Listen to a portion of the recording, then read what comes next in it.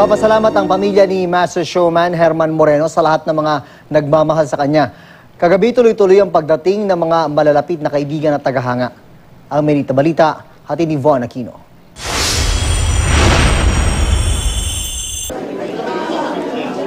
Walang patid ang pagdating ng mga artistang malalapit kay Kuya Germ sa ikalawang araw ng kanyang burol. Ang kanyang mga naging anak-anakan sa showbiz, ibinahagi ang pagiging mapagbigay at mapagmahal na ama ni Kuya Germ sa kanila.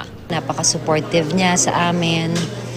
Palagi siyang nandyan. Isusubo na lang niya, ibibigay niya pa sa amin. Para sa kanya na sa ibang tao pa rin niya ibibigay.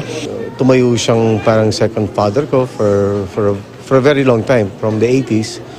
And siya yung palagi nag-check kung how things with me, with my family. Lahat ng pelikula ko nung bata ako, hindi kami pwede gumawa ng pelikula na hindi siya kasama. Kuya Germs, I know you are in a better place. Heaven is a better place because you are there.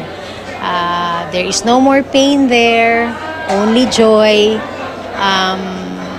And I just want to thank you for all the love that you have given not only me but my entire family. Di raw matatawaran ang debosyon at pagmamahal ni Kuya Germ sa trabaho.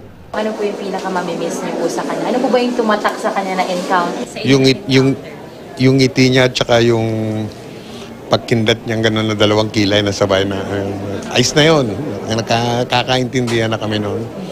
Nagpasalamat din ang pamilya ni Kuya Germ sa lahat ng mga nagmamahal sa kanya at nagpaabot ng pakikiramay sa pamilya. Walang word na ako maisip na para sabihin sa inyo how thankful, how appreciative, how ecstatically feeling na nandyan kayong lahat. And you know who you are. At actually, ang nagpapasalamat sa inyo, I think, ay si Kuya Germs. Pinaparamdam niya sa akin yan, kaya nasasabi ko siguro ito. Von Aquino, GMA News.